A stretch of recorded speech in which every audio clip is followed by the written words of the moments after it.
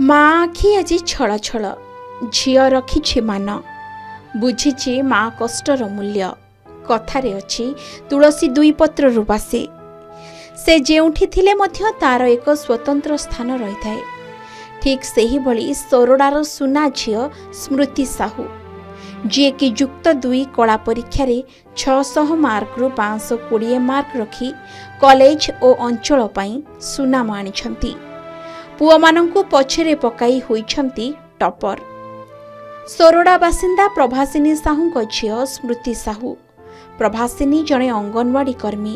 ପ୍ରତିଦିନ କୁନି କୁନି ପିଲାଙ୍କୁ ସୁଷମ ଖାଦ୍ୟ ରୋଷେଇ କରି ସ୍ନେହ ଆଦରରେ ପରସିବା ତାଙ୍କର ନିତିଦିନର କାମ। ତାଙ୍କରି କୋମଳ କଥାରେ ସବୁ ପିଲା ଆସନ୍ତି ସ୍କୁଲକୁ। ନିଜ ଛୁଆ ଭଳି ସ୍ନେହ କଥା କହି ପିଲାଙ୍କୁ ନିଜର କରନ୍ତି ପ୍ରଭାସିନୀ।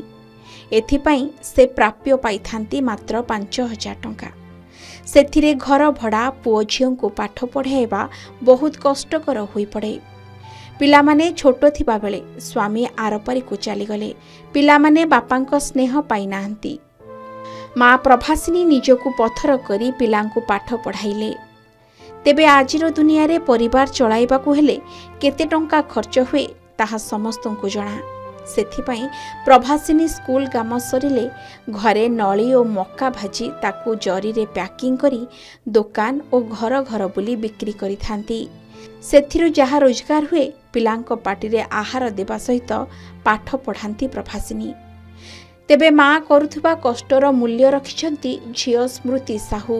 ସ୍ମୃତି ମଧ୍ୟ ରୋଜଗାର ପାଇଁ ମାଙ୍କ ସହିତ ମିଶି ପ୍ୟାକିଂ କରିଥାନ୍ତି। ପ୍ରଭାସିନୀ ଜୀବନର ଅଧା ବର୍ଷ ହୋଇଗଲା ଭଡ଼ା ଘରେ ରହୁଛନ୍ତି। ଯେଉଁ ଘରେ ଦିନରେ ସୂର୍ଯ୍ୟ, ରାତିରେ ଚନ୍ଦ୍ର ଓ ବର୍ଷା ହେଲେ ରାତ୍ରି ଉଜାଗର ହେବାକୁ ପଡ଼ିଥାଏ। ଭଡ଼ା ଘରର କାନ୍ଥରୁ ମାଟି ଖସିଗଲାଣି। କେତେବେଳେ ଘର ମାଟିରେ ମିଶିଯିବ ତାହା କହିବା ମୁସ୍କିଲ। ଏଥିପ୍ରତି ପ୍ରଶାସନିକ ଅଧିକାରୀଙ୍କର ନିଘା ନାହିଁ। କିନ୍ତୁ ପ୍ରତିବର୍ଷ ବହୁ ଲୋକଙ୍କ ଘର ଯୋଗାଇ ଦିଆଯାଉଛି ସତ, କିନ୍ତୁ ପ୍ରକୃତ ହିତାଧିକାରୀ ପାଇବାକୁ ଅଯୋଗ୍ୟ। ଘରେ ଘରେ ପ୍ରଭାସିନୀ ପରିଚିତ ହୋଇଥିଲେ ମଧ୍ୟ ତାଙ୍କରି ଦୁଃଖ କେହି ଦେଖିନାହାନ୍ତି। ଆଜି ସବୁ ଦୁଃଖକୁ ପଛରେ ପକାଇ ଦେଇ ଝିଅ ସ୍ମୃତି ମାଙ୍କ ଟେକ ରଖିଛନ୍ତି। ସ୍ମୃତିଙ୍କ ସଫଳତା ପଛରେ କଲେଜର ଅଧ୍ୟାପକ ଅଧ୍ୟାପିକାଙ୍କ ସହଯୋଗ ସହ ମାଙ୍କ ଚେଷ୍ଟା ରହିଛି। ପାଠ ପଢ଼ିବା ପାଇଁ ବହି କିମ୍ବା ଖାତା ନଥିଲେ ମଧ୍ୟ ସମସ୍ତଙ୍କ ସହଯୋଗରେ ଆଜି ସେ ଟପର ହୋଇଛନ୍ତି। ଚଳିତ ବର୍ଷ କଲେଜରେ 190 ଜଣ ଛାତ୍ରୀ ପରୀକ୍ଷା ଦେଇଥିଲେ। ସେଥିରୁ 184 ଜଣ କୃତକାର୍ଯ୍ୟ ହୋଇଛନ୍ତି। ଏଭଳି ପ୍ରତ୍ୟେକ ବର୍ଷ ଛାତ୍ରୀମାନେ ଏଠାରୁ କୃତକାର୍ଯ୍ୟ ହୋଇଥାନ୍ତି। ମୁଁ 600ରୁ 520 ଆଣିଛି। ଏଥିରେ ମୋତେ କଲେଜର ପ୍ରିନ୍ସିପାଲ ମ୍ୟାଡ଼ାମ ଏବଂ ସମସ୍ତ ଲେକ୍ଚର ସାର୍ ମ୍ୟାଡ଼ାମଙ୍କ ସହ ବିଶେଷ ଭାବରେ ସାହାଯ୍ୟ କରିଥିଲେ। ସେମାନଙ୍କ ଛଡ଼ା ମୋତେ ବିଶେଷ ଭାବରେ ମୋ ମା ସହଯୋଗ କରିଥିଲେ। ମୋ ମା ଜଣେ ଅଙ୍ଗନବାଡ଼ି ହେଲ୍ପର ହୋଇଥିବା ସତ୍ତ୍ୱେ ତାଙ୍କର ଦରମା 5,000 ହୋଇଥିବାରୁ ସ୍ୱଳ୍ପ ଦରମା ହୋଇଥିଲେ ମଧ୍ୟ ମମି ବହୁତ ଜାଗାରେ କାମ କରୁଛନ୍ତି। ଏହା ସହିତ ଆମ ଘରେ ସ୍ନାକ୍ସ ଆଇଟମ ମାନେ ନଳା ଚିପ୍ସ ଏସବୁ ଛଣାଛଣି ହେଉଛି। ଏଥିରେ ମାଙ୍କୁ ଆମେ ବିଶେଷ ଭାବରେ ସାହାଯ୍ୟ କରୁଛୁ। 5,000 ତ ଘର ଭଡ଼ା ସହିତ ପାଠ ପଢ଼ା ସମ୍ଭବ ହେଉନଥିଲା, ସେଥିଲାଗି ଆମେ ଏସବୁ କାମ କରି ପାଠ ପଢ଼ୁଛୁ। ବର୍ତ୍ତମାନ ତ ମୋର +2 ସରିଲା। +3 ପାଇଁ ଆବେଦନ କରିବାକୁ ଚାହୁଁଛି। ଏହାପରେ ମୁଁ IAS ଅଫିସର ହେବା ପାଇଁ ଚାହୁଁଛି।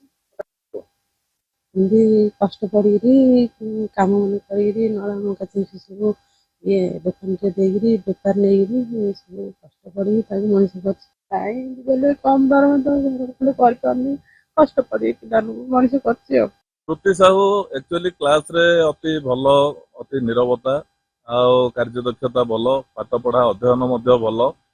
ଆର୍ଥିକ ଅନାଟନ ମଧ୍ୟରୁ ଆସିଥିଲେ ମଧ୍ୟ ତାର ଇଚ୍ଛା ଶକ୍ତି ଯଥେଷ୍ଟ ଥିଲା ପଢ଼ିବା ପାଇଁ।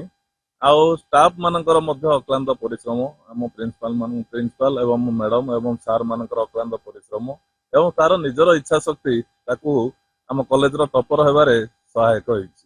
ନିଶ୍ଚିତ ଭାବେ ଏହା ଆମ ପାଇଁ ଏକ ଗୌରବର ବିଷୟ ଏବଂ ସୋରଡ଼ା ପାଇଁ ଏକ ଗୌରବର ବିଷୟ ଏବଂ ଆଗାମୀ ବିଦ୍ୟାର୍ଥୀ ମାନଙ୍କ ପାଇଁ ଏକ ଏକ୍ସାମ୍ପଲ ଯେ ଆର୍ଥିକ ଅନାଟନ ପାଠ ପଢ଼ିବା ପାଇଁ କୌଣସି ପ୍ରତିବନ୍ଧକ ସୃଷ୍ଟି କରିନପାରେ। ଯଦି ପଢ଼ିବାର ଇଚ୍ଛା ଶକ୍ତି ଅଛି, ଯଦି ଅକ୍ଲାନ୍ତ ପରିଶ୍ରମ କରାଯାଏ ताहले निश्चित भाव उत्तीर्ण हो पार और भल नंबर रखी पास आउट हो पार।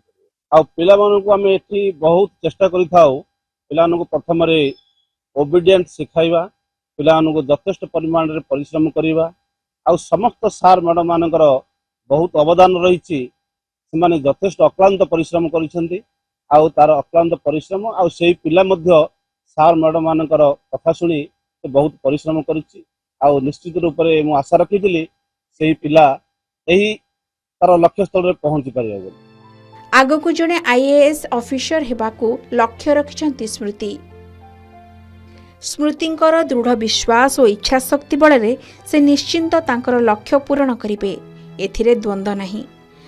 प्रकाश चंद्र महापात्र उच्च माध्यमिक विद्यालय आदि गर्वित स्मृति साहू भाई जे स्मृति साहू यही कॉलेज रे +2 रे 600 रु 520 आनी टप्पर होइछन्ती। स्मृति साहू जणे अंगनवाड़ी वर्कर रो झियो जोटा कि आर्थिक अवस्था सच्छल नाही तथापि इच्छा शक्ति आगरे सबु हार मानिछि। से ए अंचल पई गर्वित से आशा करिसन्ती आगामी दिन रे आईएएस ऑफिसर हेबा पई किंतु आर्थिक अवस्था सेते सच्छल नथिले मध्य से निजे कहिसन्ती जे मोर गुरुजन मानकर एवं कॉलेजर आशीर्वाद एवं मांकर आशीर्वाद एवं मोर दृढ़ इच्छा शक्ति आगरे सब मु सफल करि परिबी। जदि से प्रकृत रे तांकर इच्छा शक्ति आगरे सब हार माने ताहाले भल आईएएस ऑफिसर टीए हेई परिबे। एथिपई समस्तंकर सहयोग एकांत काम्य। तोड़ा पीसीएम कॉलेज रु संजीव पटनायक केनी छोड़िजा।